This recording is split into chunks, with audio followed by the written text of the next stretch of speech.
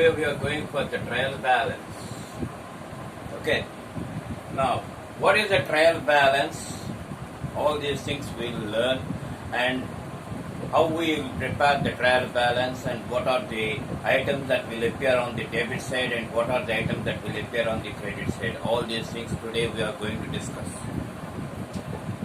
It is a statement containing the balances of debit and credit of all ledger accounts at any given date. Okay, so don't forget that trial balance is an account. It is nothing but a statement. So one by one I am telling, okay, smoothly and slowly.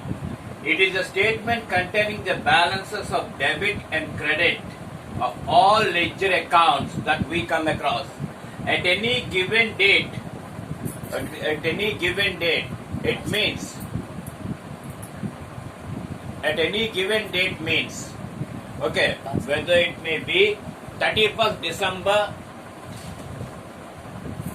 whether it may be 31st December or 31st March.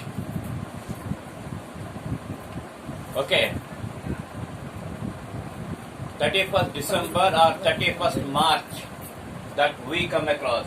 Given date, placed side by side. Placed side by side. That is debit items, okay, one side, and credit items one side. Side by side with the object of checking the arithmetical accuracy of ledger postings. With the object, what is the object of preparing this trial balance? The object of preparing the trial balance is to check the arithmetical accuracy, whether they are correctly recorded or not, of ledger postings. Okay, after journal entries we will go for ledger, and all the journal entries will be posted in ledger. So whether we are correctly and accurately recording the ledger postings or not, that is the main thing that we come across when we go for a trial balance.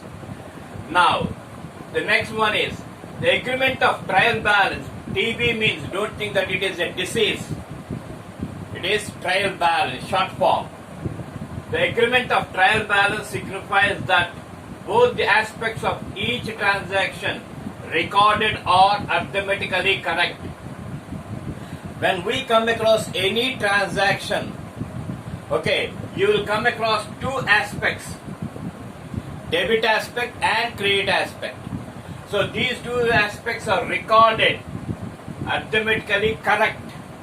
Okay, when you go for statistics, the statistics subject, it will take into account the approximates. Okay, it will also concentrate on accurate figures, but more emphasis will be given for approximates.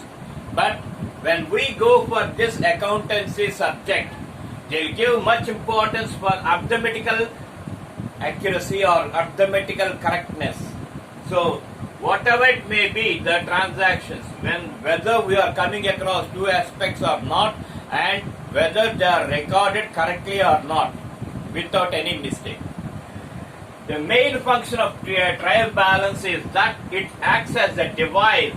Okay, mind it. It acts as a device, instrument. Okay, the main function of trial balance is that it acts as a device to check the arithmetical accuracy of accounting process. Okay, examine arithmetical correctness, whether it is going in a correct way or not, whether the accounting process is going in a correct way or not, we have to take into account. That is, the ledger postings are properly made. First one, the ledger postings are properly made and balance in each account, and balance in each account is computed correctly. Okay, it is not only the ledger postings, we have to take into account the balances in each account, whether there are debit balances or credit balances, we have to compute correctly. This is about the trial balance. Okay, and now we are going for further, that is the methods and how the trial balance is to be agreed All these things we'll see in this topic. Okay. Okay. Now, when we go for trial balance,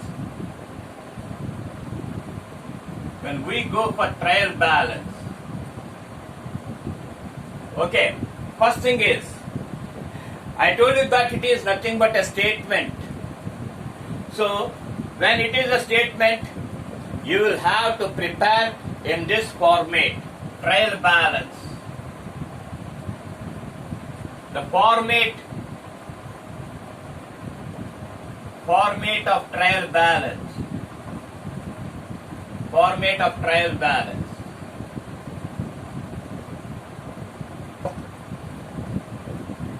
Okay.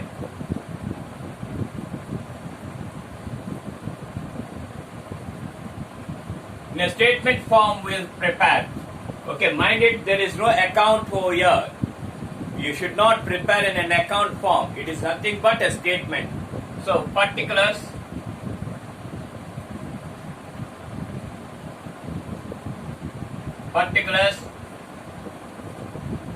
Debit amount,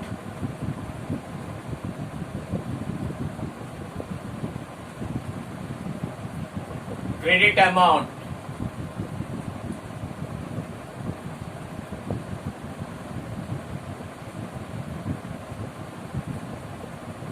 okay.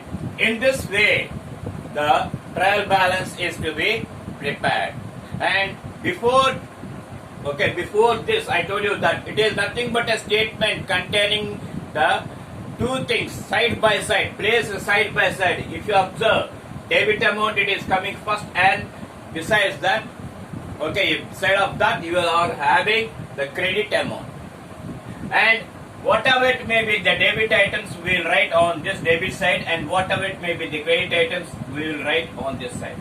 And after that, we have to total the both debit and credit side totals. We have to take into account both debit side and credit side totals. And when this debit side and credit side totals, when they are equal, then we can say the trial balance is tallied. When the totals of debit and credit, when they are equal, then only we can say that the trial balance is tallied. And in rare cases, the debit amount will show more and the credit amount will show less. In order to satisfy the trial balance, we have to write on the lesser side the amount with the words suspense account.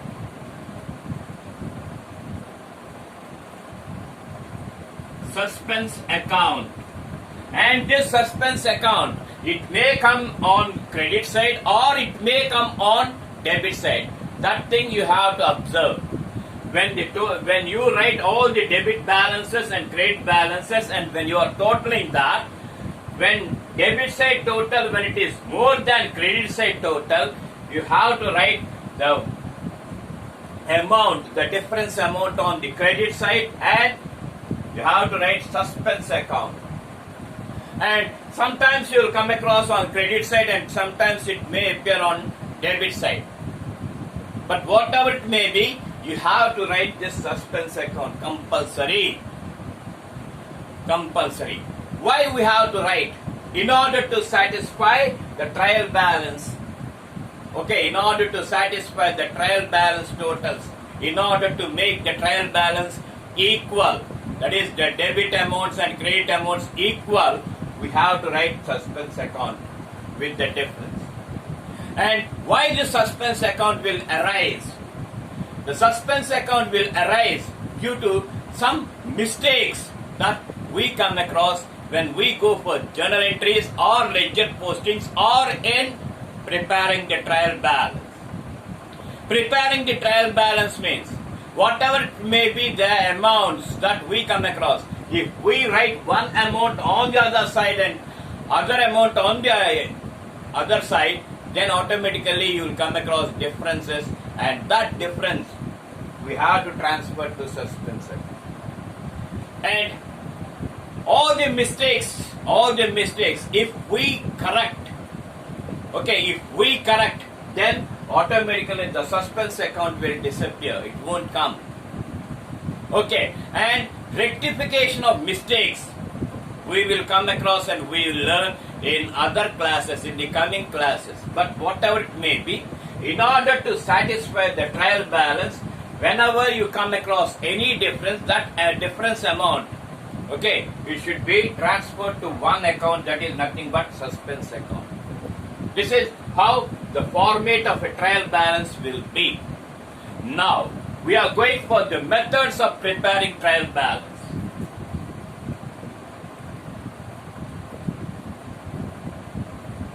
Okay, we are going for the methods of preparing the trial balance. Methods. Methods of preparing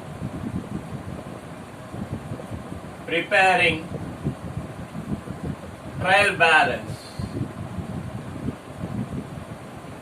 Okay, when you want to prepare the trial balance, that is, we'll enter the journal entries, we'll post them in ledger accounts, and we will balance the ledger accounts. After doing that, okay, how to prepare the trial balance? What are the methods that are available to prepare the trial balance? First one is totals method. Totals method. And the second one is balances method. Balances method. These are the two methods that are to be followed for preparing the trial balance. And one thing you have to understand over here is the totals method, that is first method. Whatever it may be the total of a ledger account, we will take that as it is. That is, take for example, okay, this is debit side and this is credit side. Whatever it may be the items that you wrote on debit side and whatever it may be the amount that you write on credit side, you have to total them, and the same totals you have to show that in trial balance. Okay, and by this method, all the ledger accounts, how many ledger accounts that you prepared, like that, you have to take all the totals and you have to show them in a statement form. Then, if we tally that, if we total that, and if the trial balance shows same or equal amounts, then we can say the trial balance is tallied. This is nothing but totals method. And one thing you have to keep in mind is this totals method is an outdated method. Now people, they are not using this totals method. Now, what is the second method that we are having? The second method is nothing but the balances method. Now, when we go for balances method, I already told you that each and every ledger account is to be balanced. We have to take the balances of each and every account.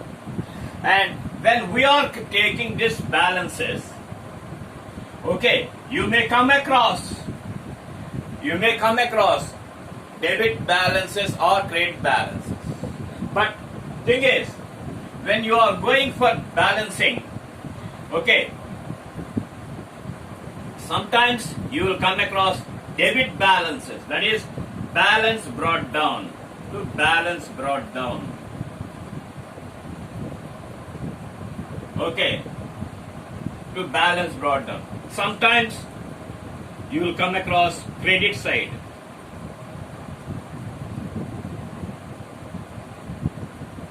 Okay, when you take into account like this, it means the total of debit is more than credit. So this carried down balance, it will appear on credit side. And this carried down balance, automatically it will become the brought down balance. Okay, sometimes here also you will come across, okay, this thing. That is, when totals of credit, when they are more and totals of debit are less, then you have to carry down the balance, and that balance automatically it will become the brought down balance. Here, when we are preparing the trial balance, you have to take into account the brought down balances only, but not the carried down balances. Mind it, 1 to 2 times I am repeating the same thing. When you are going for balances method, you have to take into account the brought down balances only rather than carried down balances. When you take the brought down balances, whether they are showing on the debit side, whether they are appearing on the debit side or credit side, we have to take, and according to that only you have to show, you have to prepare the trial balance. This is the present procedure followed by so many people. Okay, so this is about the methods of preparing the trial balance. Okay, I suppose that you understood this. We are having 2 methods, and this totals method is completely outdated. We are having totals method and the second one balances method. And this method at present it is outdated. People are adopting this balances method, taking into account a ledger account. Not only I am giving an example here. Don't be of that opinion that only one account. Every account, whatever we prepare, we have to take into account the carried down balances, and automatically they must be go for the other side, taking into account double entry principle. So carried down balances will become the brought down balances for the next year or for the next month. Okay, either they may come on the debit side or on the credit side. So this brought down balances only we have to consider. That is the main thing that we have to understand and keep that in our memory. Next, what are the debit items that we come across while preparing trial balance?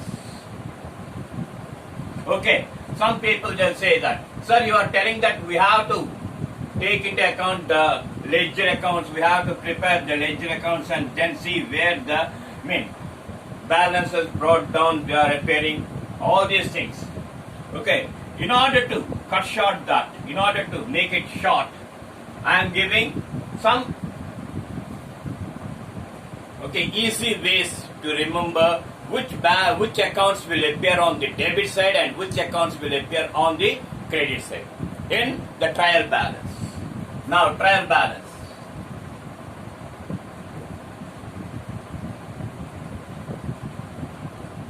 Trial balance.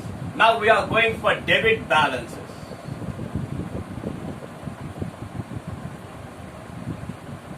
Debit balances, one by one. Okay, I told you already that we will come across fixed assets. Okay, so like land and buildings account, land and buildings account, plant and machinery account, P&M, furniture,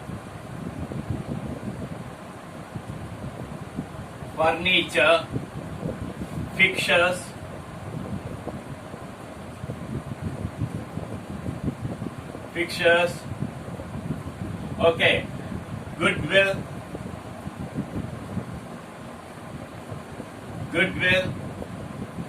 next, opening stock,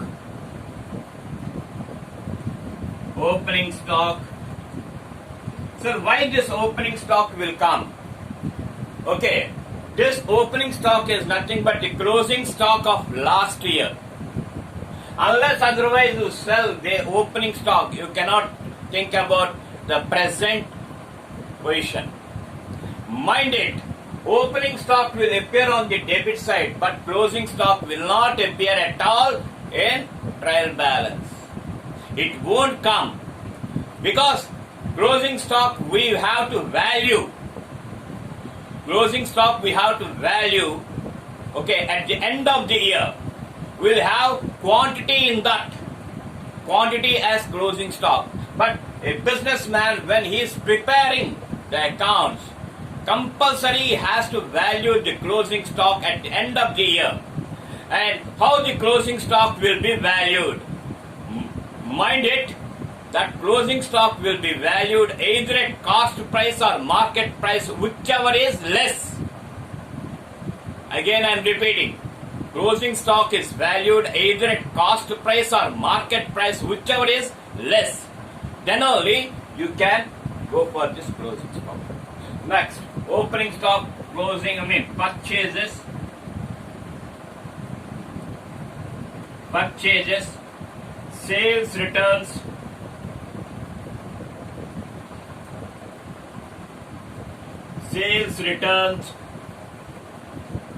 salaries,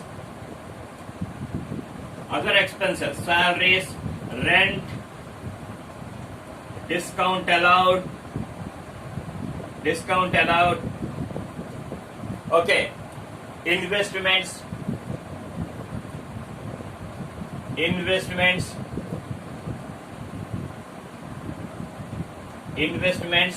Next, okay, sundry debtors.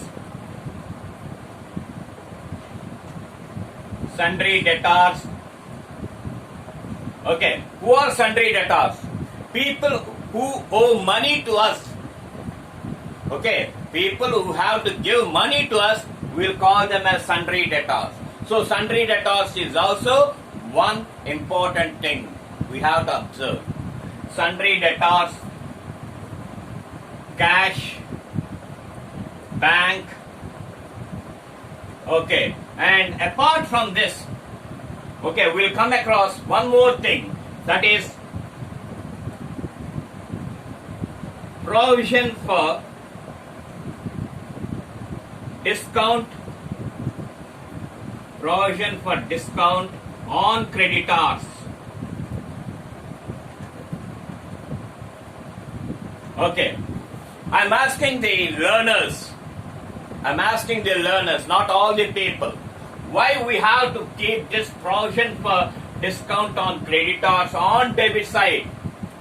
I know that some people, they can answer this, but I'm not talking about those people. I'm just asking the question, okay, who are learning this subject. Okay, please give the think and give a proper response. Thereby, I can able to understand that you are going and seeing this video. Okay, if you cannot, I will just explain about that in the later on cases. But thing is, I am keeping a question that why we have to show this provision for discount on creditors on the debit side of trail balance. That is the question.